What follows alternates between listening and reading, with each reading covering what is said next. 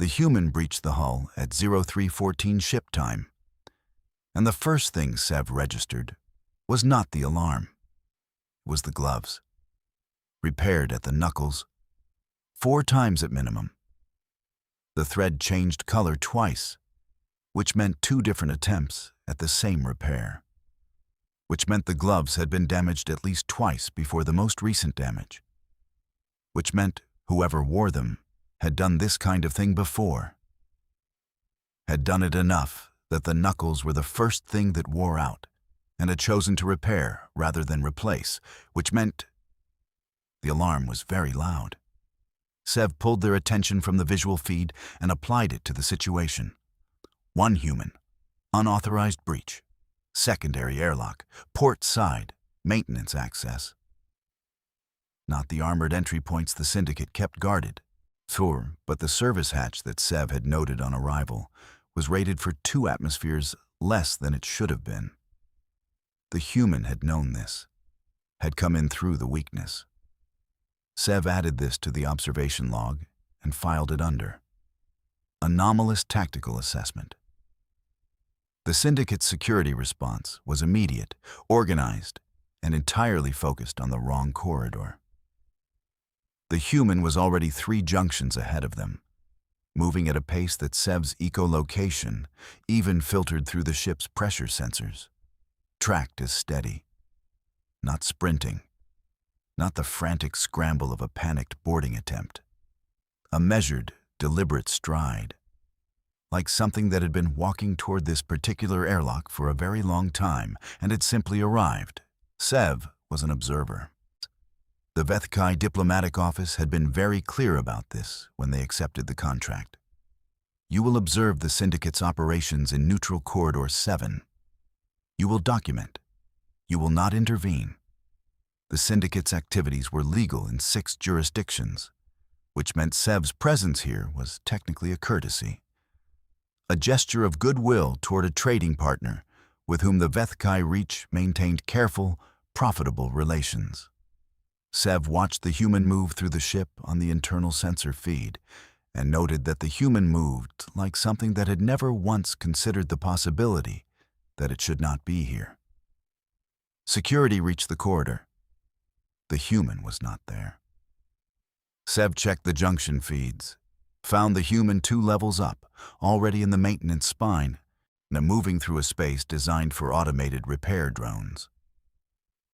Not for the dimensions of a human body, which was broader across the shoulders than the clearance allowed, which meant the human had to angle sideways through each section, which they did, without slowing down.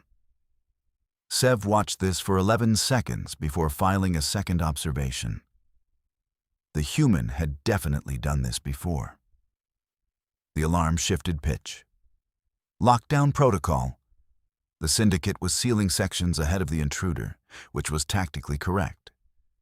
Cut off the forward path, push back toward the breach point, contain, and apprehend. Sev had reviewed the Syndicate's security documentation as part of the observation contract. 17 protocols. All of them assumed a rational actor. On all of them were designed around the premise that a being who had boarded a Syndicate vessel alone would, eventually, perform the mathematics of their situation and recalculate. The human reached a sealed bulkhead, paused for approximately 3 seconds, produced something from their kit. Sev's resolution was insufficient to identify it precisely, but the result was conclusive. The bulkhead opened. Not forced, bypassed. The human had brought the correct tool for a door they should not have known existed in a section of the ship that was not on any public manifest. Sev opened a new field in the observation log, titled it Pre-Operation Intelligence, filled it with a single entry, Extensive. Then Sev sat in their observation module, surrounded by the soft hum of the Syndicate vessel's life support, he tasting the recycled air with the chemical sensing nodes along their mantle, ozone, hydraulic fluid, and something biological that the Syndicate kept in the holding levels, and did not intervene. The human was now 30 meters from the holding level access point. Sev had been smelling what was in the holding levels for 9 days. The observation log had 114 entries. None of them were filed under anything other than anomalous, noted, requires further observation. Sev watched the human move. The gloves came up on the secondary feed again, a close angle. The human pressing their hand flat against a wall panel, listening or perhaps feeling for vibration. The fourth repair was on the index knuckle of the right hand. Different thread, darker, done more carefully than the others, with smaller stitches. Sev counted the stitches. The holding level access point opened, and the human went inside. The first cell was a Droathi trade representative who had stopped making payments 6 weeks ago. The human looked at him through the bars, looked at the manifest panel beside the door, and moved on. Sev watched this on the internal feed and tried to file it correctly. The Droathi representative had value, political leverage, a family with resources. The rational extraction scenario, assuming any of this was rational, which Sev's log had not yet committed to, began with the highest value captive, the one most likely to generate the funds or the goodwill that would justify the risk of the operation. The second cell was a Kethnar engineer, third-tier colony permits, moderate technical value, two outstanding liens against her transport vessel. The human looked at the manifest panel, moved on. The third cell held a juvenile Thun. Sev had observed the Thun for 9 days. The species was. Sev reached for the correct entry in their taxonomic archive and found it in 0.3 seconds. Commercially unimportant. No military assets. No political representation in any of the 6 jurisdictions where syndicate operations were legal. No ransom potential. Thun family structures were collective, and their concept of individual obligation was, by galactic diplomatic standards, essentially non-existent. The juvenile was, by every metric Sev's professional training had equipped them to apply, worthless to a rational actor conducting a high-risk extraction from an armed syndicate vessel. The human stopped at the third cell. He'd looked at the manifest panel.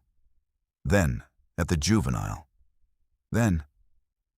And Sev leaned forward in the observation module, which was not a thing Sev had done in 9 days of observation, which Sev noted and did not analyze. The human put their hand flat against the cell door, palm open. The Thun juvenile, who was approximately the size of one of the human's forearms and had been pressed into the corner of the cell for the last 9 days without moving, lifted its head. The human said something. Sev did not have audio on this feed. The Thun juvenile uncurled. The human produced the same tool that had opened the bulkhead, applied it to the cell door's lock, and the door swung open. The juvenile stepped out on unsteady legs. The human crouched, putting themselves at the juvenile's eye level, which reduced the human's profile in the corridor and was tactically disadvantageous and was not. Sev was quite certain the reason the human did it, and said something else. The Thun juvenile reached out one small limb and gripped the human's sleeve. The human stood. The juvenile came with them. Still holding the sleeve, they moved toward the access point. Sev stared at the empty cell for a moment that lasted longer than it should have. Then they looked at their observation log. Looked at the 114 entries. Looked at the field labeled anomalous, noted, requires further observation.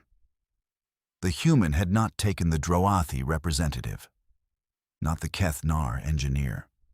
The human had taken a Thun juvenile with no tactical value, no ransom potential, and no political leverage. From a cell, they had walked past 2 other options to reach, and was now carrying this choice back through the maintenance spine of an armed syndicate vessel while the lockdown protocols closed around them. Sev had a word for the rational calculation of what a resource was worth before you committed to it. Every Vethkai child learned this word before they learned to swim. Keth Solon. The correct grief of a correct decision. The piece of the math. The human had not done any math. Sev opened a new entry in the observation log, stared at the empty field for a moment, typed. Subject chose the one with no value. Then, below it, in the field normally reserved for analytical notes, why? The human found Sev 17 minutes later. This was not supposed to happen. Sev's observation module was in the diplomatic annex, a syndicate courtesy, technically neutral territory, sealed from the main ship systems. The human should not have known it was there, should not have been able to access it if they did know, should not have had the override sequence for a Vethkai diplomatic seal. The door opened. The human stood in it, Thun juvenile still attached to their sleeve, and looked at Sev with the particular quality of attention that Sev's bioelectric sensing nodes registered as assessing, not hostile. You're the diplomat, the human said. It was not a question. Sev's chromatophores shifted. Involuntary, a pale wash of blue-white across their mantle that any Vethkai would have read as startled. I am an observer, Sev said. I am not party to. Corridors clearing in 6 minutes, the human said. After that, it stays locked for 2 hours. They looked at Sev with the same directness they had applied to the manifest panels. You too? Then they turned and walked back into the corridor. The Thun juvenile, still attached to their sleeve, went with them. Sev stayed exactly where they were for 4 of the 6 minutes. Then, with a sensation their language had no precise word for, the closest approximation being the feeling of a calculation that keeps returning a result you have not entered. Sev followed. The human did not look back to see if Sev was coming. Sev filed this under, assumed compliance, then crossed it out, filed it under, assumed personhood. The distinction felt important in a way Sev could not immediately articulate. The human moved through the maintenance spine at the same steady pace as before, now managing the additional variables of a Thun juvenile on one side and a Vethkai diplomat, observer, Sev corrected internally, observer, on the other. The Thun was still unsteady. The human had one hand resting, very lightly, on the juvenile's back. Not guiding, not gripping, just present. Like the juvenile's legs might remember they worked better with something to orient toward. Sev's nodes registered the Thun's bioelectric output. Elevated distress, yes, but lower than it had been for 9 days. The presence of the human was doing something measurable to the Thun's nervous system. Sev thought about the manifest panel, about 2 other cells the human had walked past. Why that one? Sev asked. The human glanced back, and the first time they'd looked at Sev since the module. Which one? The Thun juvenile.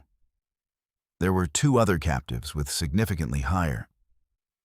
Sev searched for the correct framing and found that none of their diplomatic vocabulary was the right shape for this question. Higher value. To who? The human said. Sev opened their mouth, closed it. The human had already turned back to the corridor ahead. Sev processed this response for the next 4 minutes and did not arrive at a satisfactory answer. The human's name was Adeyemi. Sev learned this from the manifest on the diplomatic annex terminal, cross-referencing the ship's breach alert with known independent operators in Neutral Corridor 7, filtering for humans, while filtering further for the particular combination of approach vector and tool selection that suggested someone who had specifically researched syndicate secondary airlock structural tolerances. The search returned one result. Adeyemi, former colonial rescue operations. Current status, freelance. The file had 17 incident reports, 6 formal complaints from syndicate-adjacent operations, and 1 commendation from a Droathi settlement authority that described her, in translated Droathi, as relentless in a way that was culturally confusing. The Droathi were not easily confused. Sev was building a secondary file, entirely off the observation log, in a personal archive that was technically outside the parameters of the contract. When Adeyemi said, "Stop here," they had reached a junction Sev recognized. Secondary maintenance. Junction 9. 40 meters from the extraction point, Adeyemi's approach vector had implied she would use. Sev had been tracking the ship's layout against probable exit strategies for the last 6 minutes, partly from professional habit and partly because the alternative was thinking about the question the human had asked, to who, and arriving at the same unsatisfactory answer every time. Adeyemi was looking at the junction display. Her expression was the expression of someone performing arithmetic. "Your ship," Sev said. "The extraction point is 40 meters. Isn't there?" Sev went still. Adeyemi's arithmetic expression did not change. She was already moving to the junction panel, pulling up the external sensor feed with the ease of someone who had either memorized the interface in advance or had a very short learning curve for syndicate equipment. The external feed showed the approach corridor, the extraction airlock, and 2 syndicate security vessels holding position at angles that covered every viable exit. Someone had sold the route. The mathematics of the situation were not complicated. 1 human, 1 Vethkai observer, 1 Thun juvenile who could not run at full pace, 2 security vessels with combined crew complements that by Sev's estimate represented roughly a 400% overmatch for their current assets, which were Adeyemi's kit, Sev's diplomatic credentials, and whatever residual willingness to continue the Thun juvenile's legs had. Sev ran the numbers, ran them again. Neither the Vethkai had a process for this. Keth Solan, the rational calculus of acceptable loss. You assess the resource. You assess the cost. When the cost exceeded the resource's value, you made the correct decision and you grieved it correctly, and you moved on. Sev looked at the Thun juvenile, looked at Adeyemi. "The security vessels have us contained," Sev said carefully. "The rational assessment of our position, I heard you," Adeyemi said. She was still looking at the external feed. Her hands were on the panel, not moving. Her face had not changed. Sev waited for the recalculation, for the reorientation toward a viable exit, for the human version of Keth Solan, which must exist, because every species had it. Sev had checked. It was a survival prerequisite.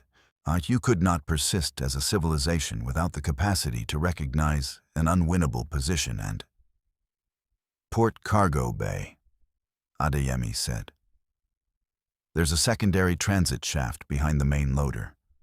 Comes out in the maintenance ring, which connects to..." She pulled up a secondary schematic, tracing a route with 1 finger. "The emergency beacon array." Sev looked at the route. The route existed.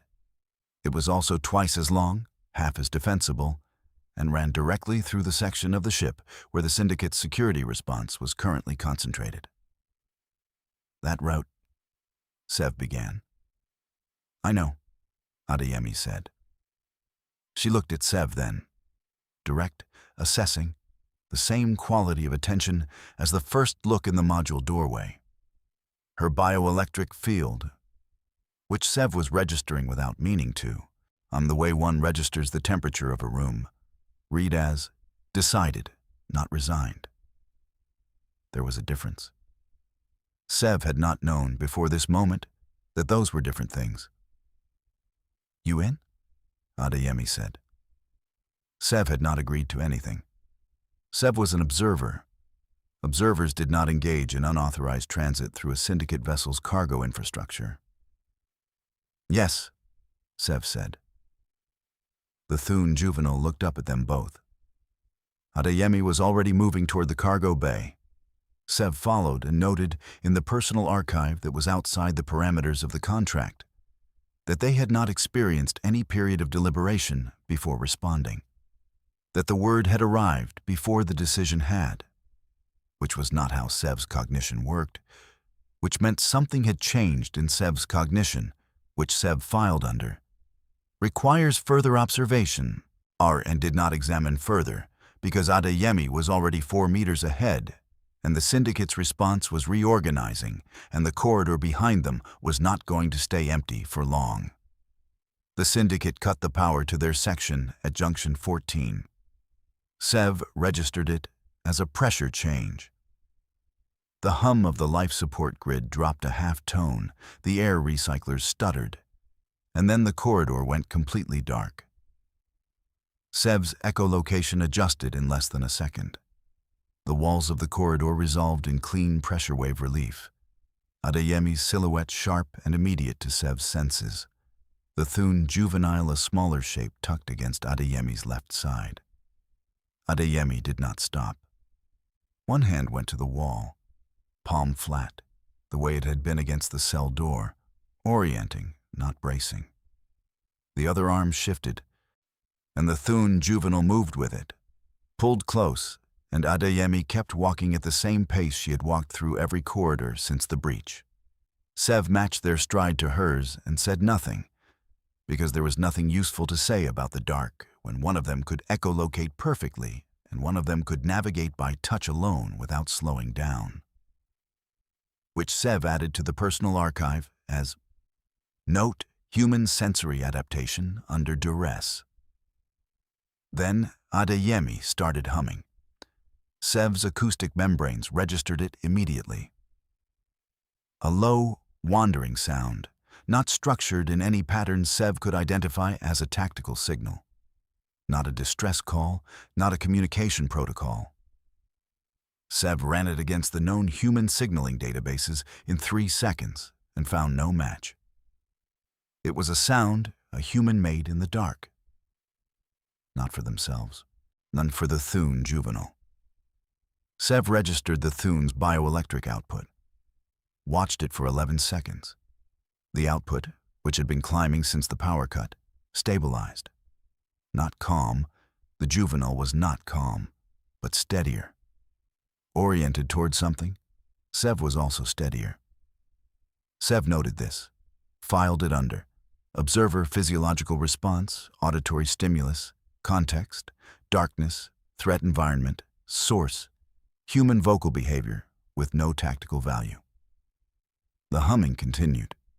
Sev found themselves mapping its frequency, its rhythm, the slight, irregular catch in it that might have been breath or might have been something deliberate, and discovered that they had mapped it 3 times without intending to start, which meant they had been listening without deciding to listen, which was unusual for a species that experienced sound primarily as navigational data. What is that? Sev asked, very quietly. Old song, Adeyemi said. She did not stop walking. She did not stop humming either. She said the words between the notes, in the gaps, in a way that should have sounded fragmented and instead sounded practiced. My grandmother sang it. It has no tactical function, Sev said. No, Adeyemi said. The Thun's distress indicators have decreased by approximately 40% since you began. Yeah, Adeyemi said. A pause. The corridor turned. Sev's echolocation found the turn an instant before Adeyemi's hand did, and Sev almost said something about it, almost offered navigation, almost inserted themselves into the functional structure of this movement. And instead said nothing. Nantan watched Adeyemi's hand find the wall's edge and guide them both around it without breaking stride. Does it work on you? Adeyemi asked. Sev considered the question with the full processing capacity of a species that had evolved to perform accurate emotional assessments at a distance. Considered the fact that their chromatophores had not shifted since the power cut, which was unusual given the tactical circumstances.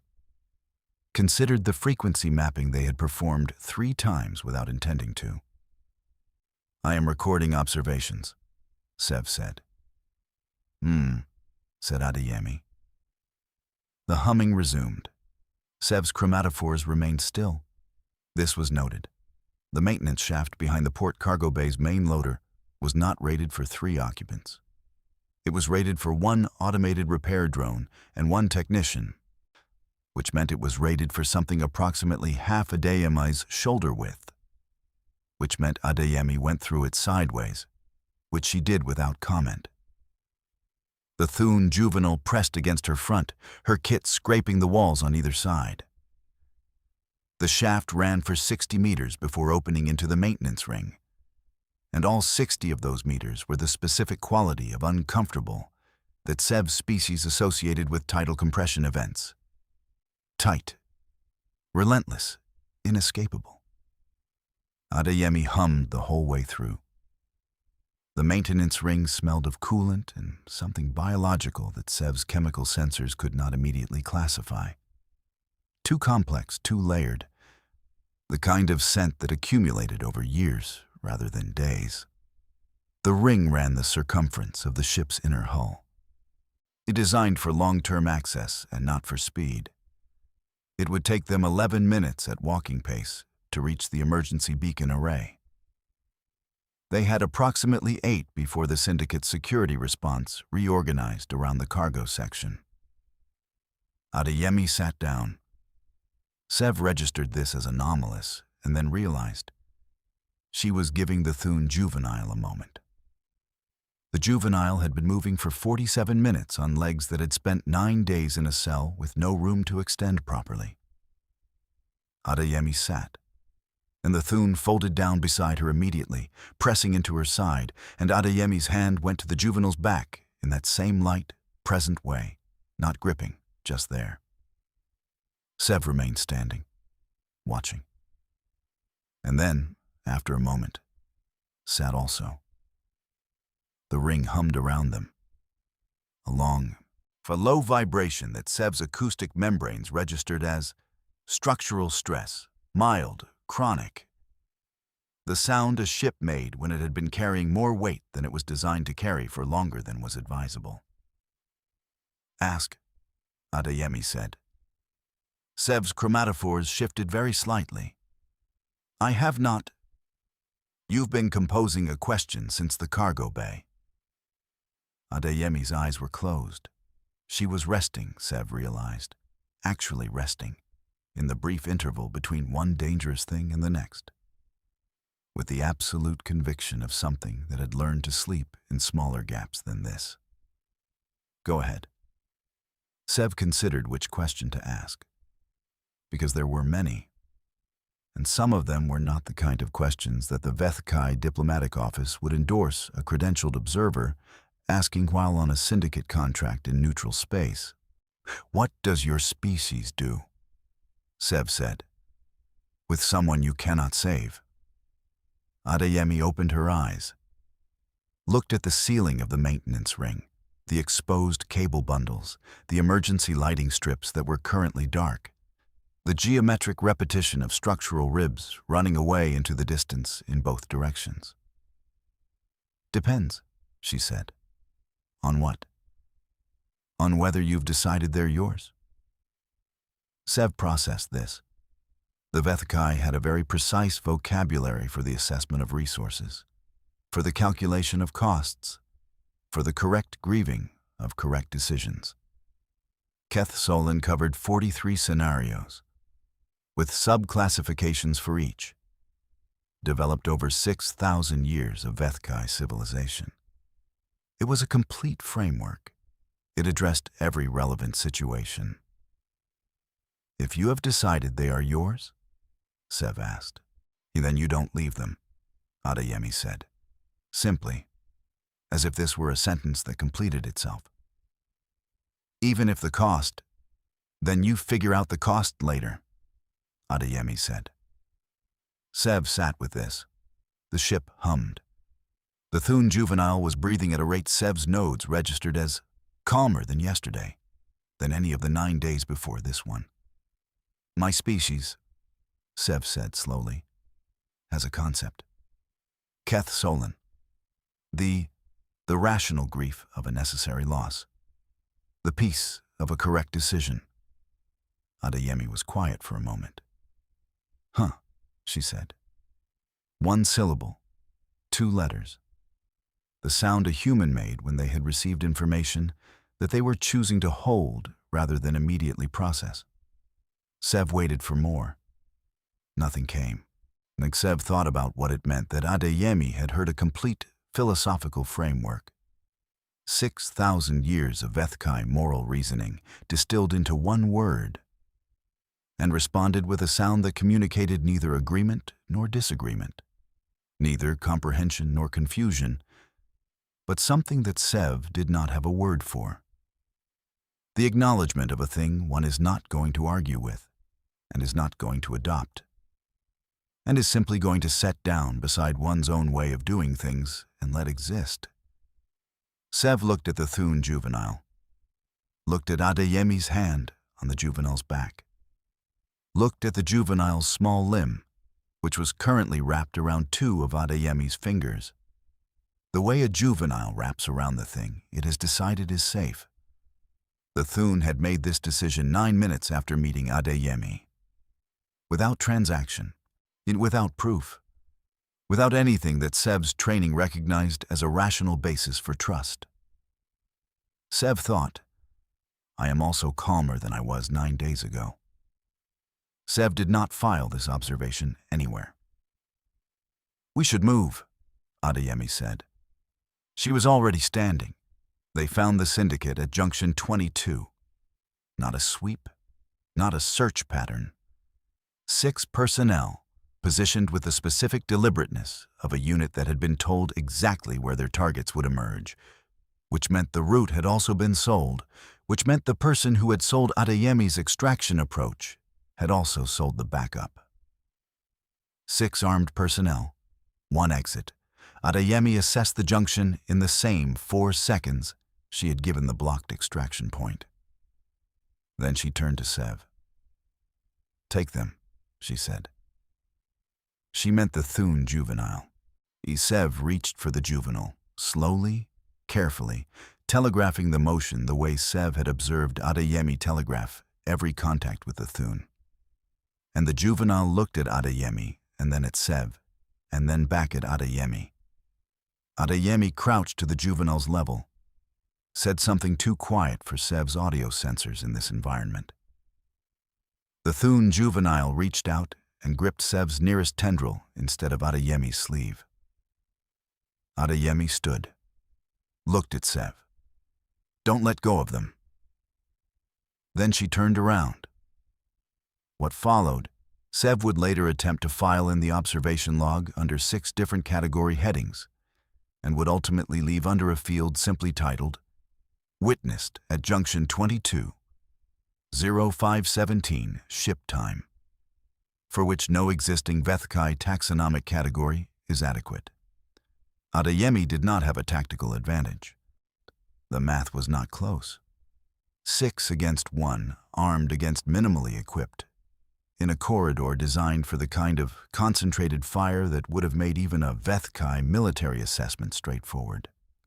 This was the scenario that every rational species in the galaxy had evolved to recognize as the correct moment to perform Keth Solon, to make the peace of the necessary calculation, to grieve correctly, and to survive by withdrawal. Adeyemi did not withdraw. She moved forward, and she moved at the same pace she had walked every corridor of the ship.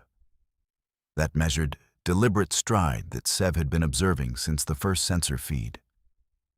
And the first syndicate operative raised their weapon, and Adeyemi did something with her kit that Sev's sensors registered as impact, and the operative went down, and the second shot connected with Adeyemi's left arm at a point that Sev's medical knowledge identified as significant, painful, structurally compromising. Adeyemi did not stop. Sev pressed the Thune juvenile close, covering the juvenile's sensory organs with one tendril in an instinct that was not from any training, and watched. The third operative. The fourth. The fifth shot connected. Sev identified the impact point and felt their chromatophores go completely white, the Vethkai equivalent of a system override. A response so involuntary that it bypassed every diplomatic layer Sev had spent a career building. Adeyemi hit the floor. One knee, both hands. Got up.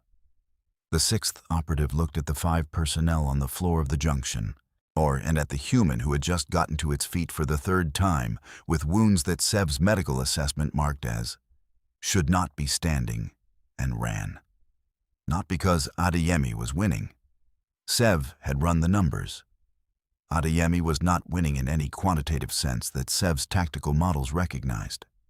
The 6th operative ran because something in their biology, something very old, something that lived below language and calculation and whatever their species equivalent of Keth Solon was, had registered that the thing in this corridor was not going to stop.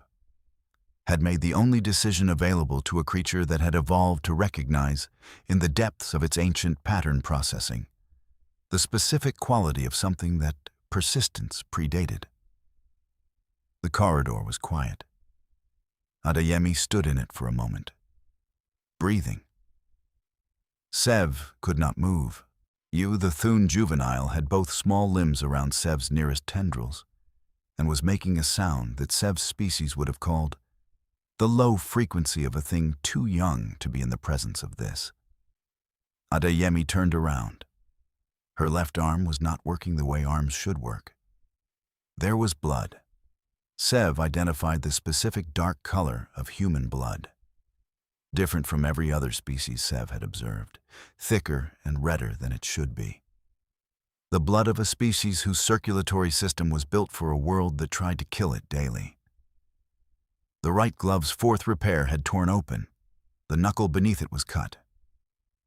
She looked at Sev and the Thune juvenile. "Okay," she said.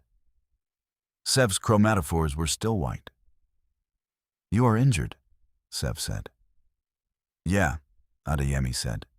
"You are significantly." "I know." She was already looking at the route ahead, already moving the arm in a way that assessed its function. Clinically, as if it were a piece of equipment she was deciding whether to file a maintenance report on. Beacon arrays close. Sev watched her. Watched the arm that was not working correctly, and the glove with the torn repair, and the steady, deliberate walk she had resumed as if the junction behind them were a log entry she had already filed and moved on from. Sev thought, the Syndicate's 6th operative ran because it recognized what this was. Sev thought, I did not run. Sev did not yet understand the difference between those two things. But the personal archive, which was outside the parameters of the contract, was already open. The beacon array was in a small service room off the maintenance ring, accessible through a panel that Adeyemi opened with the same tool she had used on the bulkhead and the cell, and every locked thing between the breach point and here. Sev counted. 7 locks. 7. The human had come aboard with a tool that opened 7 different Syndicate security configurations.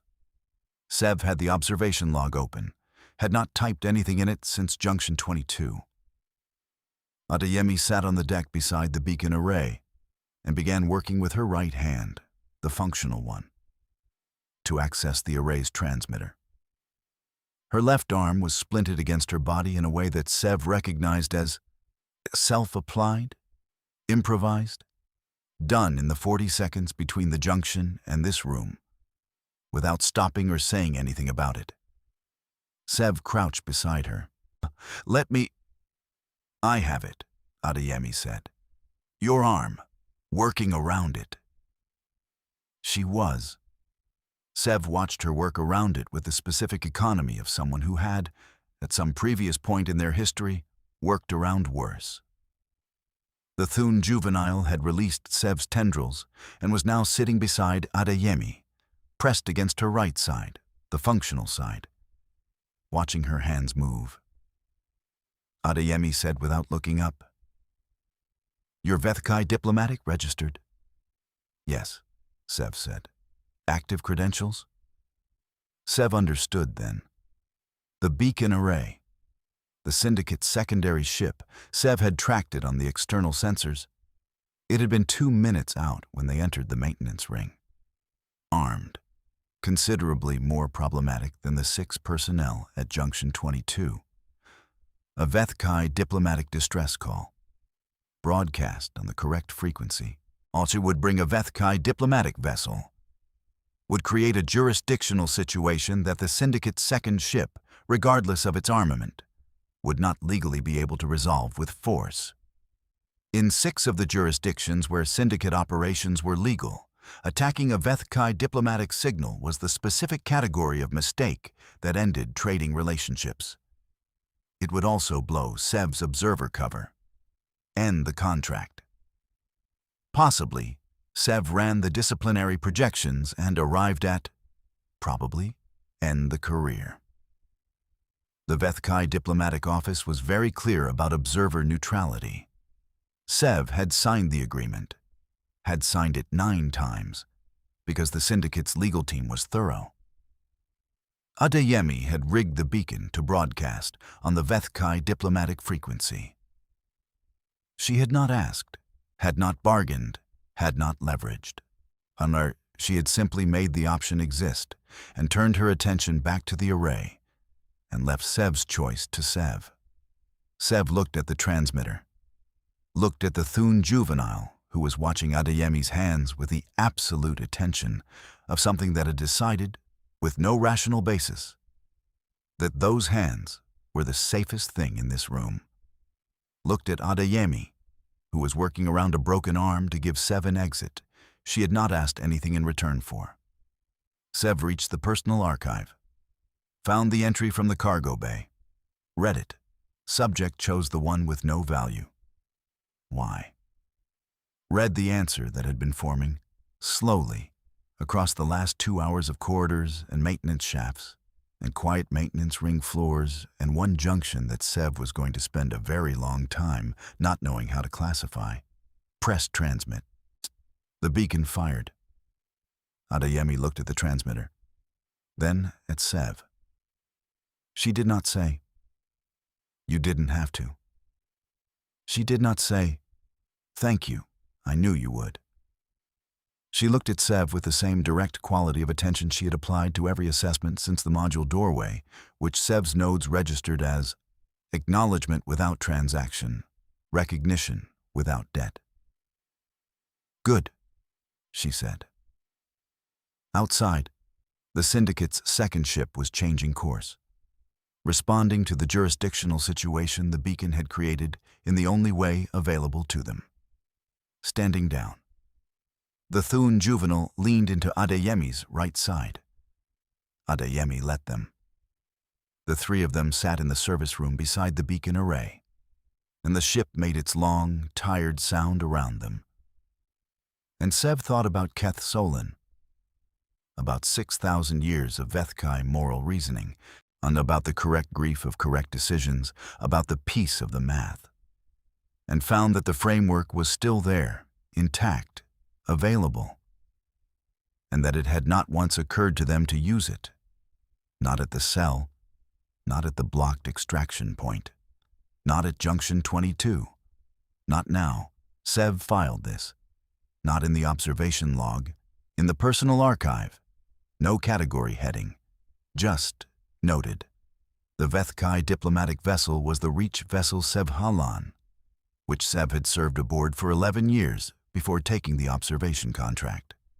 Its captain was a Vethkai named Oreth, who had known Sev for 19 years and whose chromatophores, upon registering Sev's condition in the docking bay, went through a complex sequence that Sev read as concern, disbelief, 7 more questions than she is going to ask right now. The Thun juvenile was transferred to the medical bay.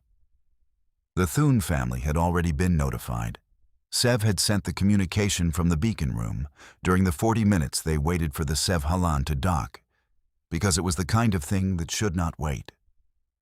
The juvenile would be home in 6 days. Adeyemi was also in the medical bay, arguing with the physician in a tone Sev's nodes registered as not actually resistant, just performing resistance for reasons that were probably cultural, and that Sev had no current framework to analyze. Sev was in the records room, with the observation log open. The log had 114 entries from 9 days of syndicate observation, and 2 entries from the last 6 hours, and 1 field, junction 22:05:17 ship time. That was still blank. Sev sat with the blank field. Outside, the syndicate's vessels had cleared the corridor. The syndicate's legal team had sent a formal protest to the Vethkai diplomatic office, which Orith had forwarded to Sev with a message that said, in full, "I expect the complete story at your earliest convenience." The complete story. Sev thought about how to write the complete story. Thought about the observation log's categories: tactical assessment, anomalous behavior, subject intelligence, physiological response, and found that none of them were the correct shape for what Sev had observed. They had been designed for a different kind of observation, for watching things from the outside. Sev had not been on the outside since the module doorway. In the medical bay, Adeyemi's bioelectric field registered as resigned to medical attention, attired in the specific way of someone who has spent their energy on something real and is now letting the borrowed reserves drain. The Thun juvenile, 2 rooms over, was asleep. Sev opened the blank field, typed, junction 22:05:17 ship time, Saturday. The syndicate's 6th operative had run because their ancient pattern processing had recognized something. Something that Sev's 6,000 years of Keth Solon had not prepared them to name. Sev thought about a pursuit predator from a Class 12 death world, about bones that healed stronger at the break, about a species that ate neurotoxins for pleasure and solvent for relaxation, and had evolved an immune system that waged constant internal war. About a species that had looked at a planet that tried to kill them daily and had stayed and kept staying, until the staying became who they were. About a species that walked toward the unwinnable position without performing the math. Not because they couldn't do the math. Adeyemi had done the math at every junction. Sev had watched her do it, and had arrived at the same result each time and had not used it as a reason to stop. Sev typed in the blank field. The subject did not stop because the thing she had claimed was behind her. Read it, added, "This is not a tactical calculation. Requires new category." Left it open. The observation log would need to go to the diplomatic office with the incident report. The personal archive would not. Sev opened the personal archive instead. Found the entry. Subject chose the one with no value. Why? The answer was there now. Had been there since the maintenance ring, since one syllable spoken in a low voice in the dark. Sev read it. They don't calculate what a thing is worth before they decide to keep it. Once they've decided, the calculation is over. Once they've decided, the calculation has never been the point. Sev sat with this for a long time, in the records room of the Sev Halan, while the ship moved through Neutral Corridor 7 toward Thun space, and then toward wherever Adeyemi was going next, which was not Sev's business and was not in the parameters of the contract, and which Sev had already noted in the personal archive, that they wanted to know. The observation contract was over. The career damage was real and would need to be managed. The diplomatic office would have questions that Sev was going to answer honestly, which would lead to more questions, which Sev was also going to answer honestly. because Sev had spent 6 hours learning something that made the alternative feel like a smaller version of themselves that they did not want to return to. Sev thought. I called the Sev Holland. Thought. I did not decide to call the Sev Holland. Thought. The word arrived before the decision did. The same way it had in the module doorway. In the medical bay, Adeyemi's bioelectric field shifted, waking or near waking. Sev registered it the way one registers a temperature change, without deciding to pay attention. The personal archive was still open. Sev started a new document. Not a report. Not an observation log. Something for which the Vethkai diplomatic office had no existing form. Because the Vethkai diplomatic office had not sent anyone to observe what Sev had just observed. Ira had not anticipated that an observer might stop observing at some point and simply be in a situation with a human and a Thun juvenile, and find that the situation had rearranged them. The Vethkai had a word for the moment you realized your species' oldest axiom had a flaw. Velshin. It was not a comfortable word. It described the specific disorientation of standing at the edge of a framework you had trusted your entire life, and looking down and seeing that it did not extend as far as you had believed. It was also the word for what happened after. For the reaching. Sev typed the first line. They do not calculate what a thing is worth before they decide to keep it. Read it. Added, this is the thing I did not understand before Junction 9, maintenance ring, 0432 ship time. This is the thing I understand now and cannot unlearn. This document is an attempt to describe it for the 17 diplomatic academies of the Vethkai Reach, who send observers into the galaxy to watch other species and return with assessments, and who should know before they observe humans that humans will not stay on the other side of the glass. In the medical bay, something shifted. A sound, footsteps, the specific weight of a human walking on a Vethkai pressure floor, which was always slightly wrong for human proportions, too measured, designed for species whose legs were built differently.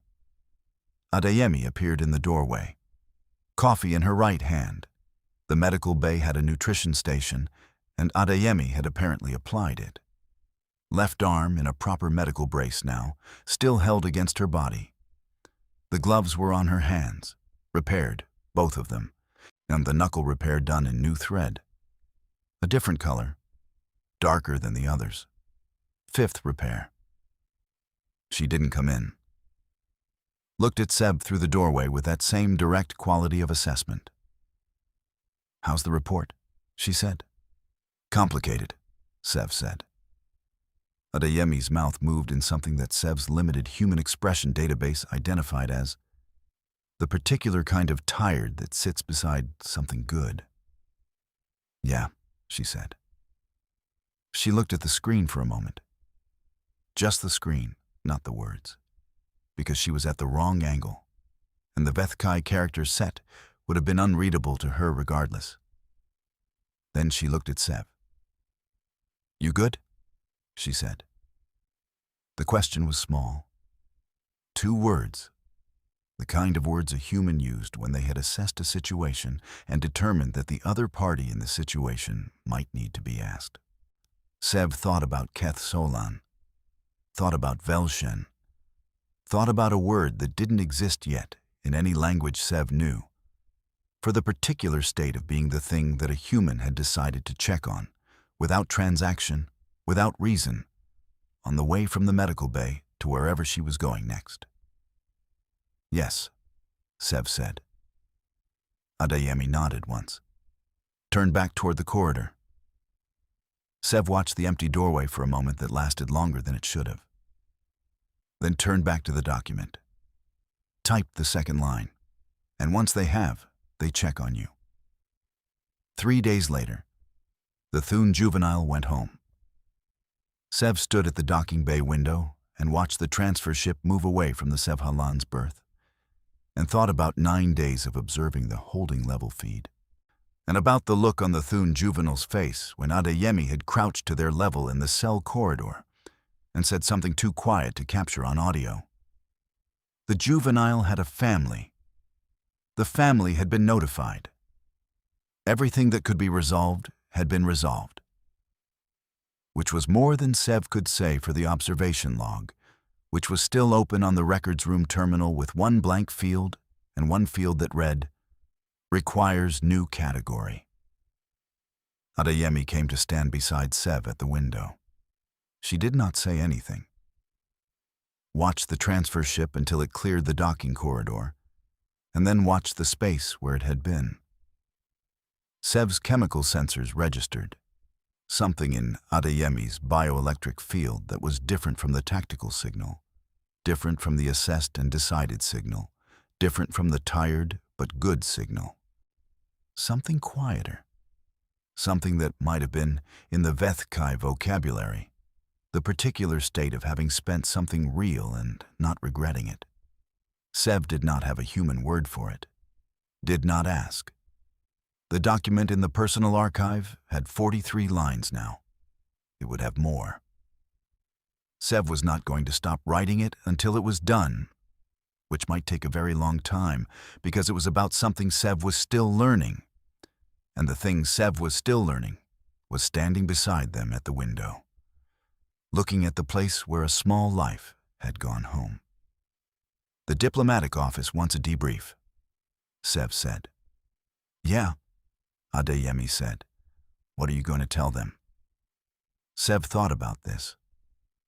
"That I stopped observing at approximately 0314 ship time," Sev said. Debaran did not start again. Adeyemi's mouth did the thing again, the tired good thing. "And after that?" "That I was in a situation," Sev said, "and that the situation changed me, and that I am going to write a very long document about it for 17 diplomatic academies who should know what they are sending their observers to witness." Adeyemi nodded slowly. "And the part where you called the Sev Hallan?" she said. "That part," Sev said, "I will describe as a judgment call." Was it? Sev considered the question with the full processing capacity of a species that had evolved to perform accurate assessments at a distance, and had spent 3 days performing an accurate assessment of themselves. "No," Sev said. The word arrived before the decision. "I have been attempting to classify this in the observation log for 3 days and have not found the correct category." Adeyemi looked at them. The direct quality, the assessment. "You don't need a category for it," she said. "My training, I know," she said. "But you don't." The docking bay was quiet around them. The Sev Hallan's drive hum settled into its long cruising frequency, a sound Sev had spent 11 years learning to sleep through, and which felt, today, like the sound of something continuing. Sev thought, "I blew my cover and ended my contract and was, by every Vethkai professional standard, on the wrong side of the window when the beacon fired. Thought, the Thun juvenile went home. Thought, the word arrived before the decision. Thought, I am not going to find a category for that. And I think Adeyemi is right that I do not need to. And I think this is the most significant thing that has happened to my understanding of the universe in 19 years of diplomatic service. And I am going to finish the document and send it to 17 academies. And the first line is going to stay exactly as I wrote it." Adeyemi finished her coffee, set the cup on the ledge by the window. "Next job's in 3 weeks, she said. It was information, not an invitation. Or it was an invitation that looked like information, which Sev had observed was how humans often offered things they were not sure would be wanted. "Where?" Sev said. Adeyemi looked at them, told them. Sev thought about the observation contract, about the diplomatic office debrief, about the document that had 43 lines and would need more, about Velshen, The word for standing at the edge of a framework you had trusted your entire life, and looking down and reaching. I would need to file a request for temporary reassignment, Sev said. Said Adeyemi. The paperwork is significant. Probably, she said. The diplomatic office will have questions. Yeah. Sev looked at the space where the transfer ship had been, looked at the coffee cup on the ledge, which Adeyemi had set down and not picked up, which meant she was not leaving yet, which meant the conversation was not finished. Looked at the repaired gloves. 5th repair. Darker thread, smaller stitches. The document had 43 lines, and the first one read, "They do not calculate what a thing is worth before they decide to keep it." Sev filed a temporary reassignment request at 11:42 ship time, as the word arrived before the decision. It had been doing that, Sev thought. Since 0314 on the morning, a human breached a hull alone and walked toward a cell that held nothing of value and said, "You're mine now. Let's go." Sev did not have a word for what that made Sev. Was starting to think that was fine.